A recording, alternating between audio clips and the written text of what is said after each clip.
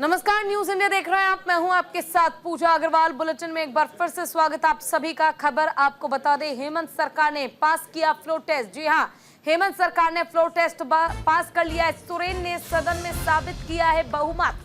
सुरेन सरकार के पक्ष में 45 वोट पड़े हैं। थोड़ी ही देर में मंत्रिमंडल विस्तार होगा। जेल से आने के बाद एक बार फिर से हेमंत सोरेन ने झारखंड की कमान संभाल ली है। मुख्यमंत्री पद संभालने के बाद हेमंत सरकार ने फ्लोर टेस्ट भी पास कर लिया है। सोरेन ने सदन में साबित किया है बहुमत। सोरेन सरकार के पक्ष में 45 वोट पड़े हैं। तो फिलहाल ये इस वक्त की महत्वपूर्ण जानकारी हम आपको दे रहे हैं, जहां मुख्यमंत्री के तौर पर हेमंत सोरेन अब सरकार बनाने को तैयार। फ्लोर टेस्ट पास कर लिया है। 45 वोट उनके पक्ष में पड़े हैं और 75 में से 45 वोट हेमंत सोरेन के पक्ष में पड़े हैं।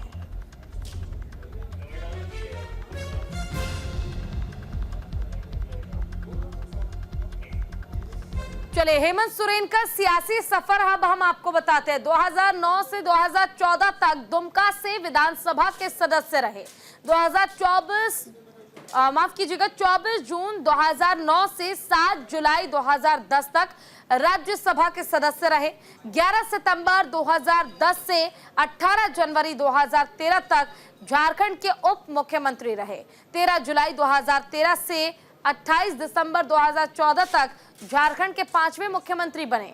23 दिसंबर 2014 से बरहेट से झारखंड विधानसभा के सदस्य रहे। 7 जनवरी 2015 में 28 दिसंबर 2019 तक झारखंड विधानसभा में नेता प्रतिपक्ष रहे। वहीं 23 दिसंबर 2019 से 6 जनवरी 2020 तक दुमका से एमएलए रहे।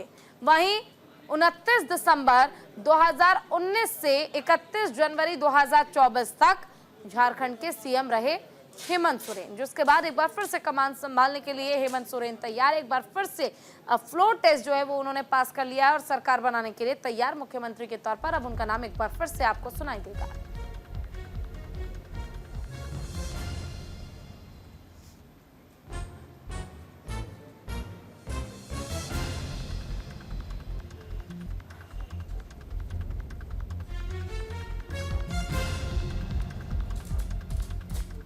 वहीं नीट पेपर लीक मामले में सुप्रीम कोर्ट में सुनवाई जारी है। कुल 38 याचिकाओं पर अदालत में सुनवाई की जा रही है। 24 लाख अभ्यर्थियों के भविष्य का फैसला होगा। नीट क्वेश्चन पेपर लीक को लेकर सुप्रीम कोर्ट में सुनवाई जारी है। कुल 38 याचिकाएं हैं जो अदालत में डाली गई थी और अब उन पर सुनवाई की जा रही है। नीट परीक्षा में शामिल हुए छात्रों पर बड़ा फैसला हो सकता है और 24 लाख अभ्यर्थियों के भविष्य का फैसला होना तय है।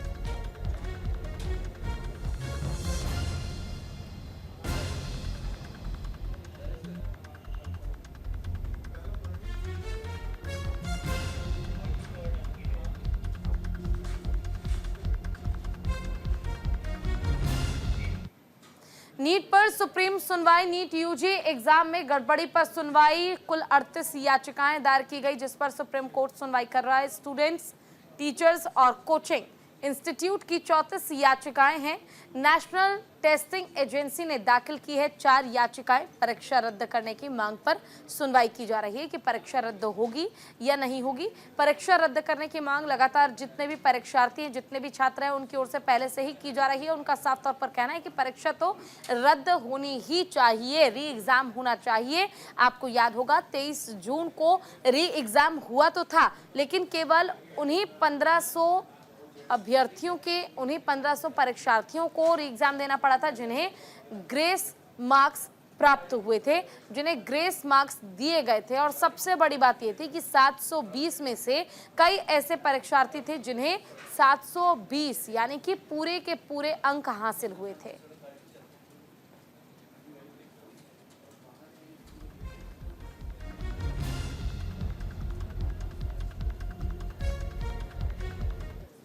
वहीं नेता विपक्ष राहुल गांधी का मणिपुर दौरा बेहद खास। राहुल ने मैतेई रिफिल कैंप का निरीक्षण किया है। लोगों ने राहुल से अपना दर्द साझा किया है। तो देखिए, नेता विपक्ष के तौर पर राहुल गांधी अब अपनी जिम्मेदारी बखूबी निभा रहे हैं, संभाल भी रहे हैं। जनता के बीच जाकर उनकी परेशानियों को, उनके दुख को सुनने का काम भी राहुल गांधी की ओर से किया जाता है।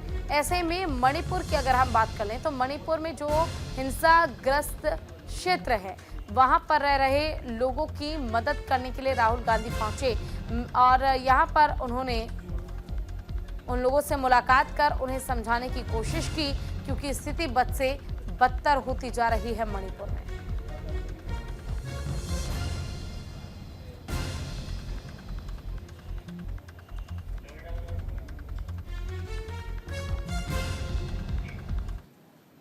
मणिपुर असम दौरे पर राहुल गांधी मणिपुर पहुंचे। राहुल गांधी हिंसाग्रस्त क्षेत्र का दौरा करेंगे।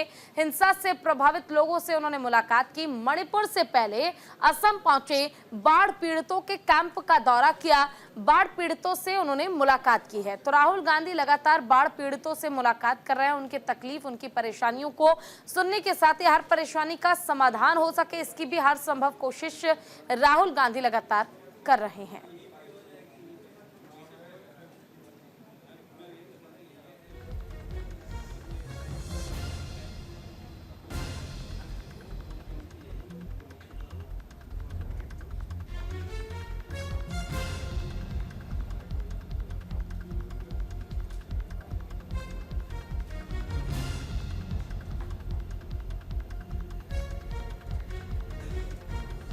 मणिपुर पर बोले रविशंकर प्रसाद, मणिपुर एक संवेदनशील विषय है। राहुल गांधी कर रहे हैं राजनीति, राहुल गांधी से जिम्मेदारी की अपेक्षा। तो राहुल गांधी के मणिपुर दौरे पर रविशंकर प्रसाद ने बड़ा बयान दिया।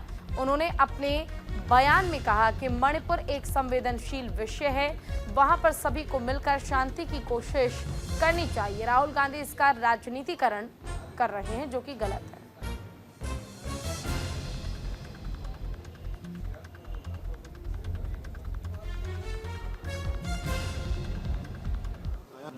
मणिपुर एक संवेदनशील विषय है, वहां पर सबको मिलकर शांति का प्रयास करना है। राहुल गांधी इसका राजनीतिकरण करते हैं। वहां मलहम लगाने की जरूरत है। चुनाव खत्म हो गया, दोनों समुदायों को नजदीक लाने की जरूरत है।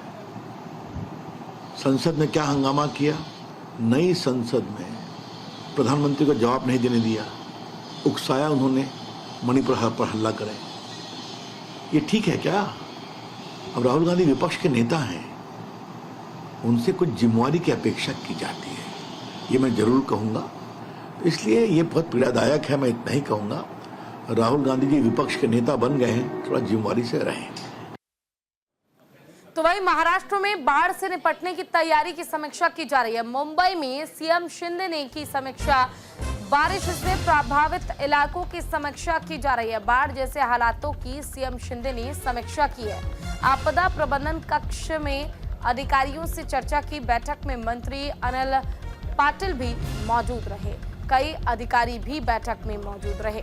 तो महाराष्ट्र के मुख्यमंत्री एकनाथ शिंदे ने आपदा प्रबंधन इकाई की 7 समीक्षा बैठक की।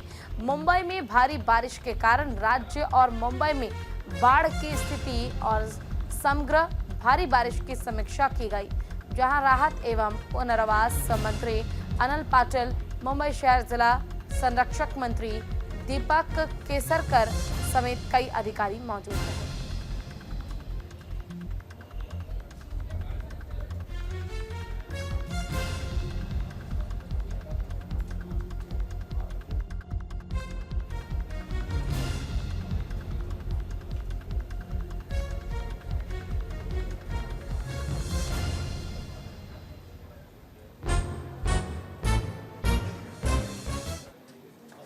लखनऊ से बड़ी खबर आपको बता दें, यूपी में आईएएस अधिकारी के तबादले किए गए। आईएएस अनुराग जैन का अम्बेडकर नगर से तबादला किया गया। महाराजगंज का बनाया गया सीडीओ आईएएस अनिल कुमार सिंह का लखीमपुर से तबादला किया गया।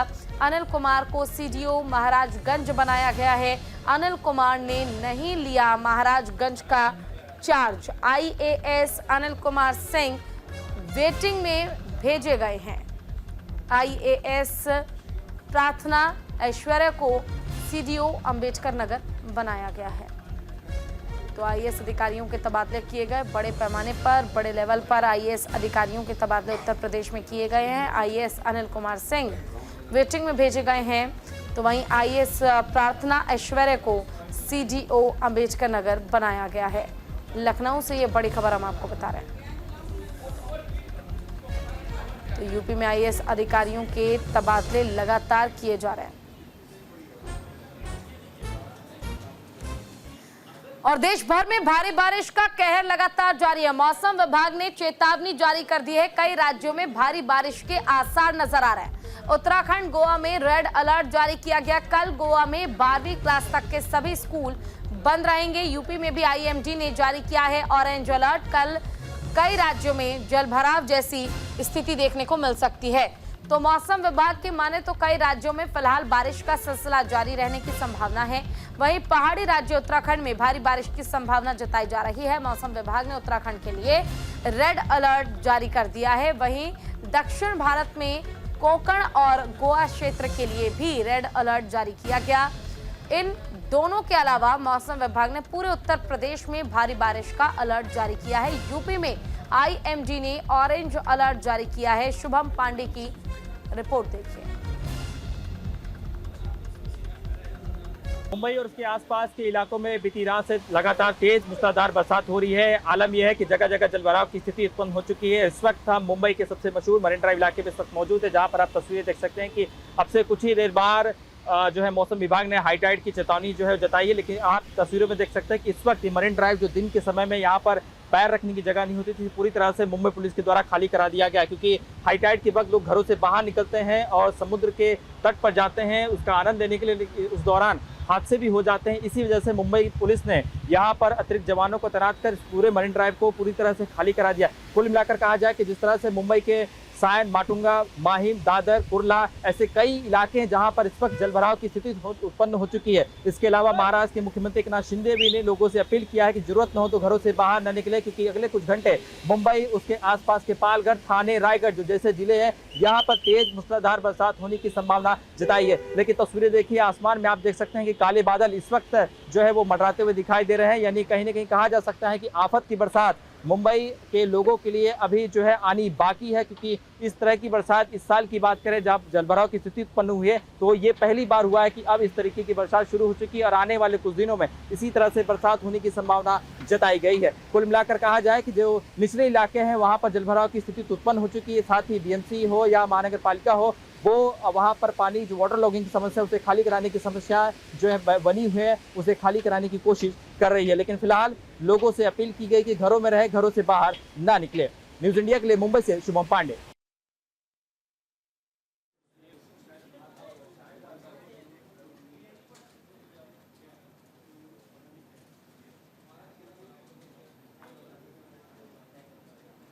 तो देखिए, लगातार भारी बारिश के कारण लोगों को परेशानी झेलनी पड़ रही है। मुंबई में भी भारी बारिश के कारण जल जमाव जैसी स्थिति अभी से ही उत्पन्न होने लगी है और इस कंडीशन में बहुत ज़रूरी है कि आप थोड़े सावधान रहिए। ये 8 तस्वीरें आप देख रहे हैं बारिश बनी आफत की, जिसमें हम आपको अलग अलग जगहों की तस्वीर दिखा रहे थे। भारी बारिश में देखिए बच्चों के तो मज़े हो जाते हैं, लेकिन जिन्हें ऑफिस जाना है, जिन्हें काम करना है, उनके लिए दिक्कत काफ़ी ज़्यादा बढ़ जाती है। बारिश के दौरान जल जमाव में आप देखेंगे बच्चे आपको खेलते नज़र आएंगे और बच्चों की ओर से एंजॉय किया जाता है, लेकिन परेशान होते हैं वो लोग जिन्हें रोज़मर्रा की ज़िंदगी के लिए मेहनत करना है और काम करना है।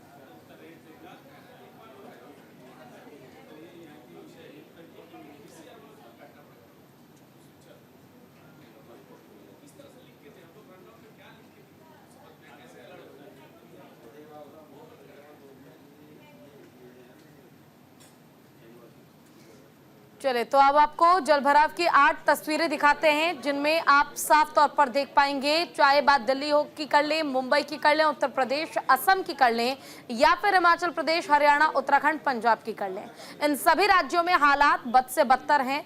बारिश को लेकर उत्तराखंड में रेड अलर्ट जारी किया गया है, तो वहीं उत्तर प्रदेश में ऑरेंज अलर्ट जारी किया है मौसम विभाग ने। महाराष्ट्र के लिए भी अलर्ट जारी किया गया है और साफ तौर पर कहा गया है कि भारी बारिश से बचाव का एकमात्र उपाय है वो है आपकी सतर्कता। आप जितना सतर्क रहेंगे उतना ही बेहतर आपके लिए होगा, क्योंकि मौसम विभाग ने पहले ही अलर्ट जारी कर दिया है। तो ये 8 तस्वीरें हम आपको स्क्रीन पर दिखा रहे हैं, जिसके जरिए आप देख सकते हैं कि हालात कैसे बने हुए हैं। आइए अब आपको सुनवाते हैं जयपुर और मुंबई में बारिश को लेकर मौसम वैज्ञानिकों का क्या कुछ कहना है, सुनिए। अगले 2-3 दिन राजस्थान के कुछ भागों में मेघ गर्जन और बारिश का दौर जो है वो जारी रहेगा। अगले 48 घंटों में खासकर दक्षिणी राजस्थान के इलाकों में बारिश की गतिविधियां खासकर देखने को मिलेगी। उदयपुर संभाग, इसके अलावा जोधपुर संभाग के भी कई इलाकों में अगले 48 घंटों में मध्यम से कहीं कहीं तेज दर्जे की बारिश हो सकती है। शेष इलाकों में भी हल्के से मध्यम दर्जे की बारिश की गतिविधियां जारी रहेंगी। इसके बाद यदि देखें तो 10-11 जुलाई से एक बार बारिश की गतिविधियों में कमी होने की संभावना है। मुंबई में बारिश थोड़ी सी कमी थी, 30 to 40% कम थी, लेकिन कल एक जो ऑफ शोर ट्रफ था वो इंटेंस हो गया और उसके वजह से बहुत अच्छी बारिश हमको रात को 2 बजे से सवेरे 6 बजे तक मिले।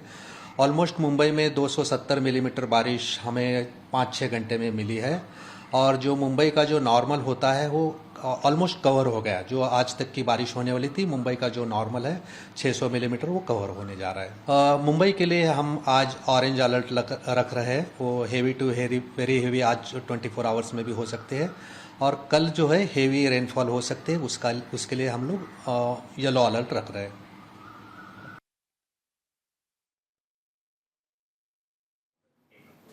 तो देखिए, बारिश बनी आफत। मौसम विभाग ने कई राज्यों के लिए अलर्ट जारी कर दिया। अगले 5 दिनों तक भारी बारिश की चेतावनी जारी की गई है। बढ़ते उमस से लोगों को परेशानी हो रही थी, अब कहीं ना कहीं से राहत मिलेगी। हिमाचल, उत्तराखंड समेत 10 राज्यों के लिए रेड अलर्ट जारी किया गया है। पहाड़ी राज्यों में कई जगहों पर भूस्खलन भी जारी है। भारी बारिश के बाद हिमाचल में 41 सड़कें बंद हो गई है। राजधानी सहित कई राज्यों में जलभराव जैसी स्थिति है और जलभराव के कारण आवागमन पूरी तरह से बाधित हो चुका है। मैदानी इलाकों में उफान पर है नदियां। असम और बिहार में बने हैं बाढ़ जैसे हालात और बिहार में तो कई पुल भी ढह चुके हैं। बिहार में ज्यादातर नदियां खतरे के निशान के करीब पहुंच चुकी है। असम में बाढ़ से कई लोगों की मौत हो गई है। महाराष्ट्र के पालघर में बाढ़ से कई लोग प्रभावित हुए हैं। कई जगहों पर आकाशीय बिजली गिरने से हड़कंप मचा। कई इलाकों में फसलों को भारी नुकसान हुआ है। तो कुल मिलाकर ये नुकसान का आंकलन है, जिसे आप जितना सोचेंगे उतना कम है। और इसी के साथ इस बुलेटिन में इतना ही। नमस्कार।